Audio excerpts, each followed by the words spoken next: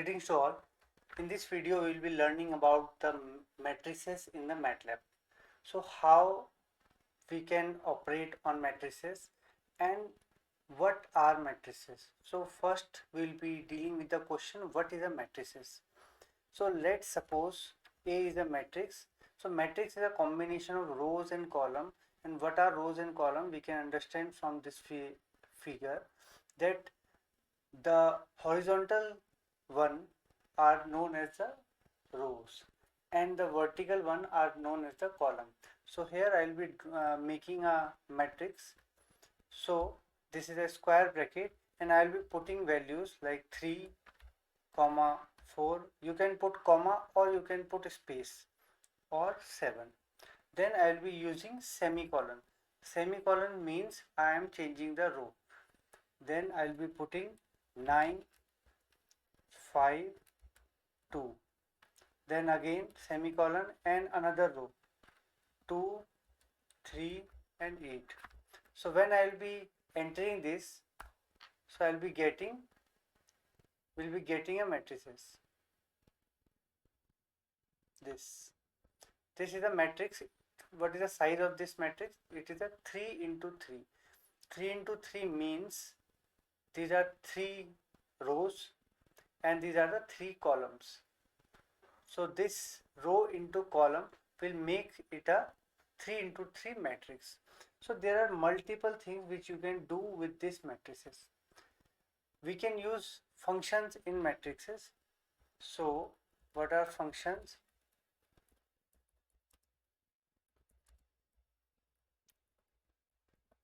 So these are the functions in matrices, like first one is zeros. So if I here is a suggestion also. So this is a suggestion also, zeros. This matrix you have to specify what is the size of this matrix. So I will say 3 space 3 comma 3. 3 comma 3 means this should be a 3 into 3 matrix. So this is a 3 into 3 0 matrix. So again I will be using one more. If I want to use ones, so this is also a function. What is a function? It is a what we can say is a group of codes which comes under a name that is known as a function. So we will be making a 1 into 1 matrix or 2 into 4 matrix for ones. So I will be using all ones.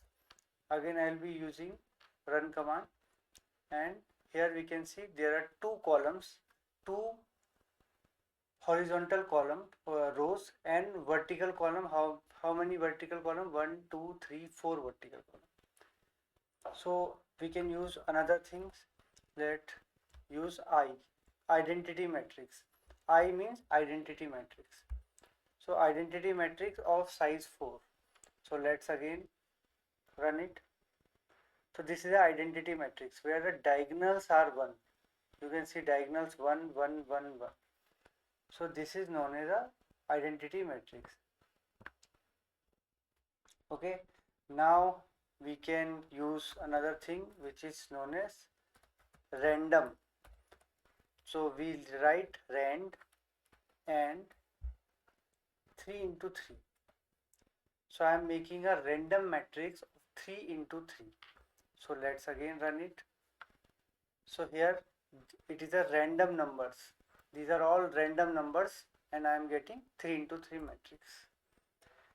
Then we can use special ranges also for row vector, like line. So I will be using here again the same thing, 0, 1, 5, and I will be running the program. So here are the functions. So this is a line, this is a single line or a single row. So we can say it is a 1 into 5. So there is one row and there are 5 columns in it. Okay. Now we can use some matrix manipulation. So we already have a matrix A. So what is a matrix A? We can again prompt it here. What is a matrix A? This is a matrix A. Okay, this is already saved in our workspace. So what I can do is I can make a matrix B which is all ones. Okay, here is a suggestion what is the actual name of the function.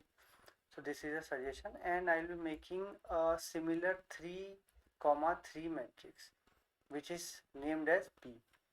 Okay, so now we have two matrices, matrix A and matrix B. So what I am doing is I will be making a matrix C which is addition of matrix A and matrix B. Okay, so I have two matrices, so I will be running it. So matrix C is the element wise addition of the matrix A and B. What I mean element wise is that this first 3, which is first row first column, is 3, and for the matrix B the first row first column is 1. So 3 plus 1 is 4. Here you can see. Okay, similarly you can use any element. We can let's see the last element. So third row third column, so this is 8, and here also third row third column you are seeing 9 because 8 plus 1 is 9. So similarly this is the element wise addition. So what are the other functions we can use? We can also use matrix multiplication.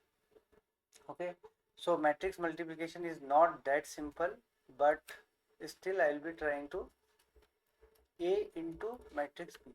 Okay, so again I will be running it. So this is a A into B matrix. So you can do two operations here. One is the matrix multiplication and another one is simple. Let's have a new element A into, or we're using dot. Dot means element wise multiplication. So this is a element wise multiplication. So because I am multiplying the element means 3 into 1, 4 into 1, 7 into 1. So I am getting a simple A matrix only, which is similar to the A matrix only. So why it is, so there is a difference between dot asterisk and directly asterisk.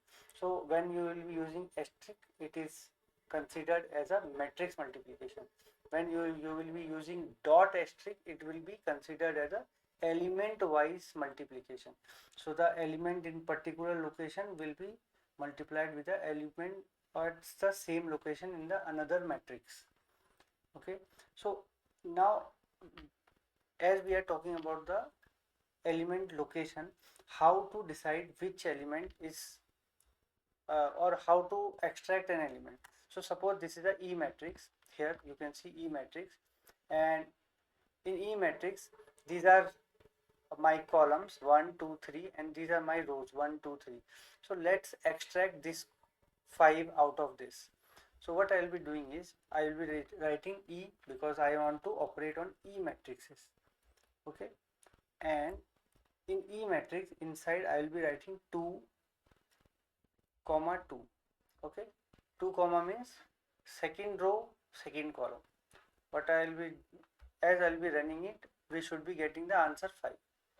Okay, because the second row second column, here you can see second row second column is this 5.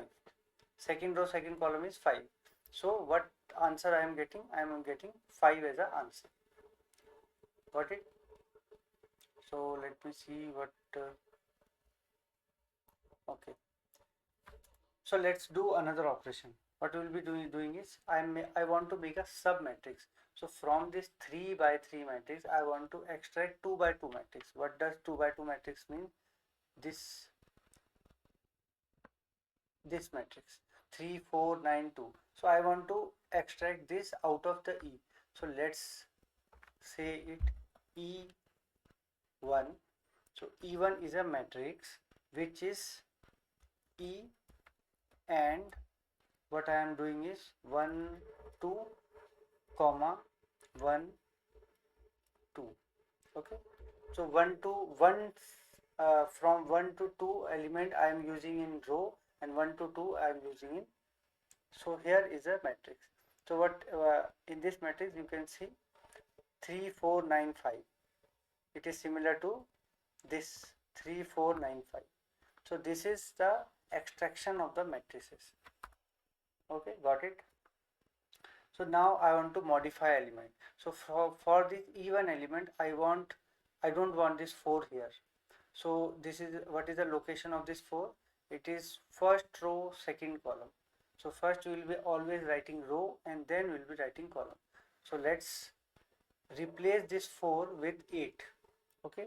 So what I will be doing is E1, which location? First row, second column, and I want to replace it with 8. Okay. This is so now 3, you can see here, this is 8, but here we were having 4. Okay.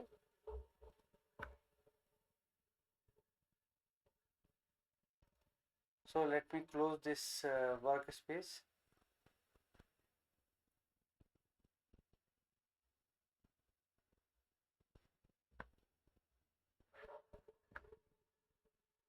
Okay. So this is a command window. So this is how we replace an element. So what if I want to replace a complete column? So if I want to replace a complete column, I will say E1, and for complete column I will be writing all the rows and column number 3. So this column means that complete row or complete column will be considered here, and equal to what is the values of this complete, maybe 2 comma 3 or 2 space 3, but whichever is suits you. So here I have added one more column here in third. So it was 2 into 2 matrix, there was no third column. So now I have added one more column which is with the value 2 and 3. You can see above E1 is 3985. It is 3985 and another column which is 2 3. Okay, so similarly you can add row also. So E1, so which row you want to add? We want to add third row and all the columns, and I will be giving here 2 colon 3 colon 3. Okay, so here 2 3 3. So this has been added here. Okay, so what happened is we have again made even into a 3 into 3 matrix, first by adding a column and then by adding a row. Okay, so these are the operation you can do in here. Okay, now let's do some important work, or which is a realistic work. Let's suppose we have marks of a student, and these are any marks, 85. So this is 85 comma 92 comma 81. Then for another student I have marks, maybe it is a mediocre student, so 47 comma 76 comma 65. Then I am adding another student's number which we can say is above average student, 76, 72 and 69. Okay, these are the matrix showing student marks. So each row is marks for a student and each column is for particular subject.